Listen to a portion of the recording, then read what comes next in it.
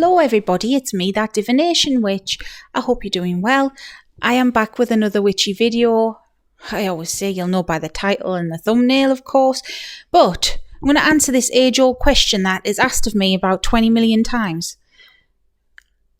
Why would Hecate choose you? Let's answer.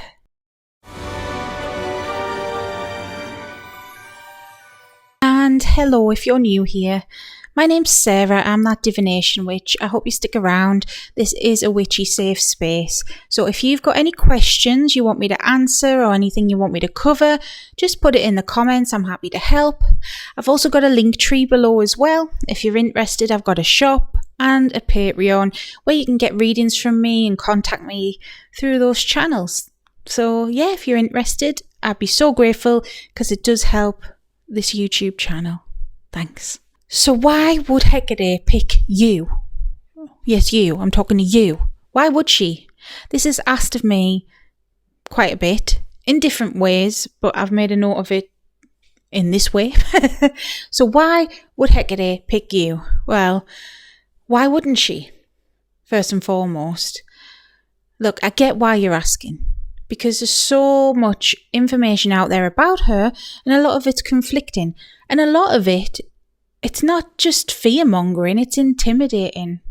There's something popped into my mind there when I think of certain organisations in her name, certain temples, not particularly any one in particular, but there may be online groups, there may be local covens to you. I mean, I've witnessed some things as an outsider, and it seems intimidating to get into these things, to join in these groups. And sometimes even the most friendly group may come across intimidating. You know, if you're a newbie to this, it's scary on the inside. It's scary for us as a newbie to put yourself out there and be like, oh, hi, I want to get involved. So yeah, there's so much out there about her that's overwhelming. It is. And that's why I created my channel, if I'm honest.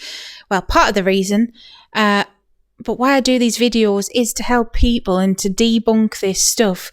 Because honestly, I found her, well, she found me.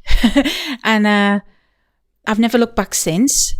I've never felt anything bad off her, ever. Yeah, I felt scared at first, but that was myself doing that, psyching myself out. She's never hurt me. She never will. I trust her with my life completely. And that was from the little girl that was afraid of the dark and afraid of moths. And I'm still a bit afraid of moths, actually, who wouldn't watch a scary movie or anything like that. So trust me, I am a wuss in that regard. So, you know, been there, done that, got the t-shirt is what I'm trying to say. But why would she pick you? Well, why wouldn't she? Exactly that. Hecate is a goddess of the crossroads, a goddess of the liminal space, and a torchbearer, a guide. And yes, she is also a goddess of witchcraft and sorcery and the unknown mystical things. That's why she's a goddess of those things. But she is a guide. You know, she is a guide to a lot of people who don't even realise that. You know, she fulfills a role as a psychopomp. And a psychopomp, if you don't know, if you're just stumbling across this, a psychopomp, and I don't want to scare you because it's going to sound scary, is kind of like a Grim Reaper. There are numerous different psychopomps. Odin is one. Odin sounds less scary, but if you think about it, if you died honourable in battle, you went to Valhalla. You know, that's him guiding people to where they need to be. There's loads of different ones, and she's one of them. She is a guide, and she's a guide to living people too. To me, to you, Chuckle Brothers, if you get the reference. She might guide the Chuckle Brothers, who knows. But, yeah, she guides so many people, muggles even, and I call non-magic people muggles still, but even people who don't even believe in her. Honestly, she's there for us. She is, I say it all the time on my videos, she is the divine feminine. She's much more than just Hecate. She is a creator. She is all-powerful, primordial, and she really cares about us, you know, like a mother. Even if you don't see her as that personally, she's a mother to us all. She has this side to her that is kind of like a Mother Earth archetype. So yes, why wouldn't she pick you? Why wouldn't she? She likes us all, you know. I've made a video about when she wouldn't pick you, and even then, even if you make her cross with you, which is rarer than you think, trust me. You know, people like to say that she gets peed off really easily, and that's not the case at all. I don't know what or who they're working with, but that's certainly not Hecate. She's the most patient woman I've ever met. She gives people second, third, fourth, fifth chances. Now, she might not always make you aware of these chances, you know, because she is this woman who is this mysterious figure, works from afar in the liminal space. Sometimes she works in mysterious ways. She's quite distant sometimes. That doesn't mean she's left. We get that a lot. I get asked that a lot. Has she left? Have I pissed her off? Has she gone? No, she just does her stuff from afar. So truly, you'd be hard pushed for her not to pick you.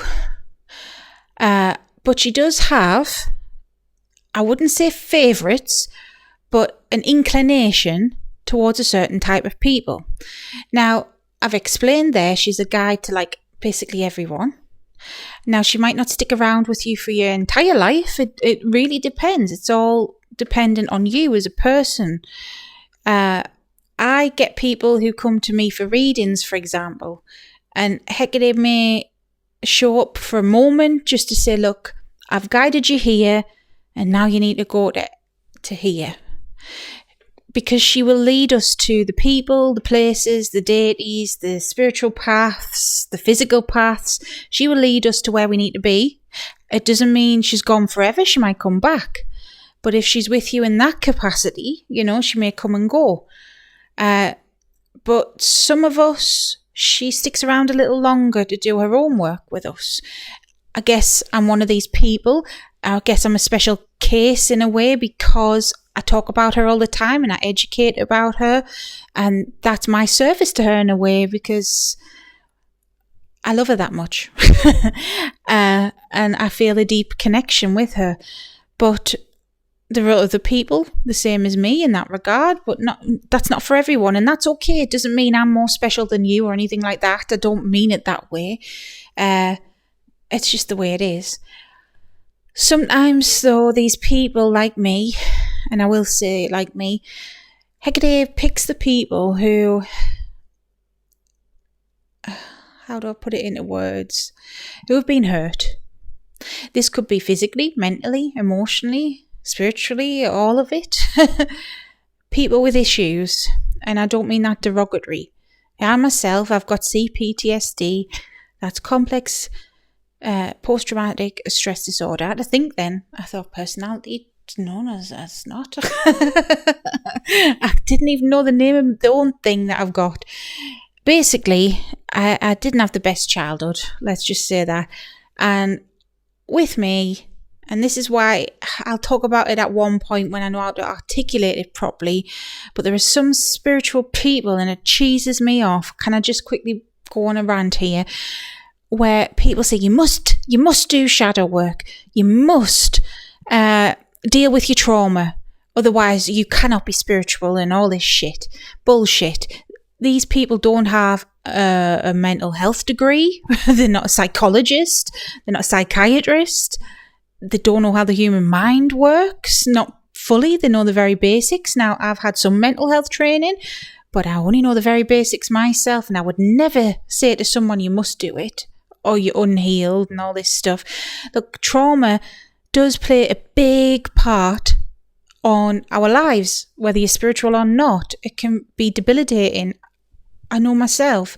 And yes, I've overcome a lot of mine, but it doesn't mean it's fully healed. There are still times I get triggered, still times I get hurt and upset. But by learning about it, I learned what my triggers are and what will get me upset and how to cope. So I cope better than I used to, but it doesn't mean that it's gone. And it doesn't mean that I'm less spiritual than other people or vice versa. That's not how this works. There's people who make bogus claims, well, semi-bogus, because when you're stressed and traumatized, it can have physical effects. It does for me. I mean, that's part of my weight problem. I'm not going to say it's the whole part of it. I've always been bigger. I'm being totally vulnerable with you guys right now. I mean, once upon a time, even just saying fat, I would be like, you know. But no, I am fat. I've always been fat. It's the way it is. That's me. Okay, it's part of me, and it's part of my trauma. And you know, trauma does impact the nervous system. It impacts the body. I store fat more than other people. I have a slow metabolism, and I have a feeling about my thyroid because it runs in the family. But I'll admit, frightened to get tested because I'm like, oh my God, what if they find a million things? But I should. I know I should. But anyways, that doesn't matter in a way. I'm just going on a rant. That there are people out there who are affected in many different ways by trauma because, you know, that's a physical impact it's had on me. For someone else, it could have a different physical impact. I don't know, someone else might find it hard to keep on weight. You know, there are people out there that can just eat crap, and they just can't keep weight on, and that's the opposite problem. Some people might have a vice, you know, addictions, smoking, drugs, alcohol, all sorts of things. I don't know. I'm going on a rant, but it has to be said because I feel like Hecate wants me to say it in the best way I can right now. I do plan on doing a video about it at some point, but although trauma impacts us as people, and yes, it impacts our nervous system, and yes, it's going to impact us spiritually in a way, because things can frighten us, trigger us, stop us spiritually growing, sure, but it doesn't mean because you're traumatized that you're not capable of being enlightened. And I'm throwing this out there for anyone else who needs to hear it because there's so much BS on both ends of the spectrum. I hear it from left-hand path people who are all edgelordy and love and lighters. The same thing but different, you know. And these people are ignorant of mental health.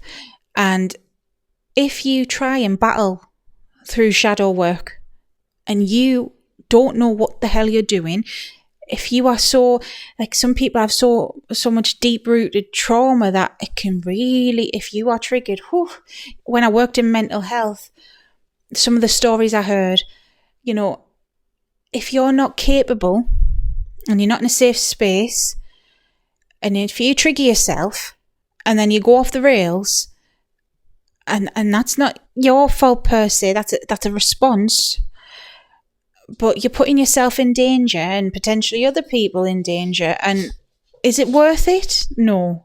So don't push yourself in that regard, okay? And don't listen to these people full of BS. Hecate wanted me to say that. Now, I forgot what I was saying before I went on this little tangent. What was I saying? Where was my notes? Oh, yes. Why wouldn't she pick you? That's what we're getting on. Yeah. So she wanted me to rant about that there because she picks people like this on purpose. On purpose, because there's so many of us that have issues that might have been traumatized. All right, that's one thing. Maybe you were born with a disability, or maybe you were born, it doesn't have to be a serious disability. You know, it could be something that you've been insecure about your whole life and it's held you back. I don't know why. Someone with mega big ears, I don't know why that's in my head, but it is. Something as simple as that doesn't stop your hearing. You might have big ears, but you'll feel dead insecure about it. I can imagine I would. You know, something like that. It's held you back your whole life. Or some people have had a rough upbringing in different ways. You know, maybe you've lost your family at a young age, or you had to deal with something horrible. Not even, you know, mega traumatic. I can't think off the top of my head. Maybe your family ran out of money or whatever. There was loads of love but no money. Goodness knows. But thing is, she just tends to pick people like us. Us who have a good heart and good intentions. Want to try. And you know what?